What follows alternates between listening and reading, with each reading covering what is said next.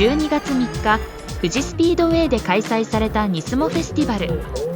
24回目の開催となる今年は、サステナブルなモータースポーツへの挑戦をテーマに、電動化技術やカーボンニュートラル燃料を活用した車両のデモンストレーション走行が行われました。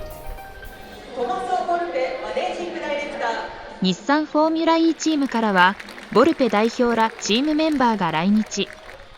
サッシャ・フェネストラズがジェン2マシンを走らせました。かつてセバスチャン・ブエミがドライブしたこのマシン。イベントのために日産が新たにバッテリーをあつらえ、走行が可能になりました。前回ね、NISMOフェスティバルで走行したことはあります。しかしその時はホームストレートを行ったり来たりの往復走行でした。今回はなんとフルコース走行になります。ドライバーご紹介しましょう。うわー、すごいバーンアウトで出ていった。フォーミュラEシーズン10、日産フォーミュラEチームドライバーのサッシャ・フェネストラズ選手です。どうぞ大きな拍手を。さあ、全開でこの富士スピードウェイのコースを駆け抜けていきます。スーパー GT のコアなファンだというこちらの2人は、初めて見るフォーミュラEのマシンに興味津々の様子。電動でもいいですか、レースは。なんか音がしないからつまんねえんじゃねえかとか。フォーミュラEぐらいの音だったらまあいい。本当に全然しないと味気ないですけど、割とね、今日も走ってるの見て、まあ結構迫力あるし、あとはそのコースがどれぐらいの距離感で、ね、見れるとか。チケットは買いますか？まあちょっとまだ考え中かな。ちょっといろいろとちょっと僕は結構いろいろとあったりするので、まだちょっと考え中かなっていう。すぐ買わないと売り切れちゃうのかわかんないですけど、でもまあ東京なんで行きやすいんですね。ほぼ3年ぶりに日本のファンの前で走りを披露したサッシャと、日産に復帰したオリバー・ローランドに話を聞きました。Yeah. How was the feeling between Gen 3 and Gen 2? Well, it's of course very different. We are driving in an open circuit, let's say, in Fuji Speedway, so it's very different to what we experienced during the season in a street circuit. But it was fun to do it in front of Japanese fans, which of course they were supporting me for the last 3 years when I was here. So it was really nice to be driving that car here. You drove tons of times, Gen 2, right? Yeah. And how was the difference between Gen 2 or Gen 3? I guess you drove the Mahindra.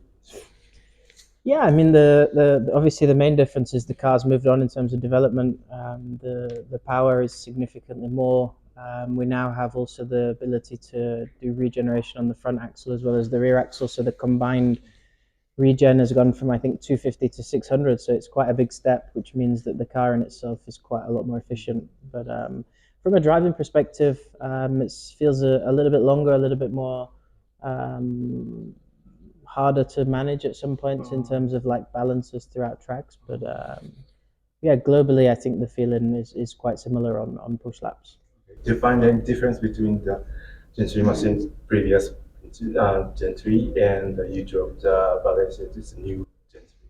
Well, of course we got some little updates, let's say, on the software side of things, but it's really, of course, minor things. I think the main improvement it's on the driver's side, let's say, on the race, how to manage my energy. That's something I've been working all the winter, on improving my weak points of the energy management. So I think that's the main improvement. Of course, the car has some improvement in terms of software. We've developed some new things that is helping for the performance, but I think the main improvement it's a little bit on my side in the race, where the energy management hopefully will be a step. 来シーズンから導入されるピットイン充電、アタックチャージについて、2人はどう考えているのでしょうか。How do you feel that charging it's going to be a very complicated tactics is necessary for the race, right? Yeah, I mean, for sure in the beginning there's going to be an element of making sure that it works correctly, and also the regulations on how to really implement it without it looking, let's say, a little bit silly sometimes, or how to best use it to make the racing more interesting. But I think from a road user's perspective, to bring an element of fast charging and charging into the sport is it's great for the sport. And out there now we need to improve our our efficiency on how we can charge cars. So for sure, if we can showcase that on track, I think it's positive. But yeah, first we need to work out exactly how to do it. But I mean, to be honest, it's still not really 100% sure the way it's going to work. But of course, I think there will be a window, a pit window of 4 laps.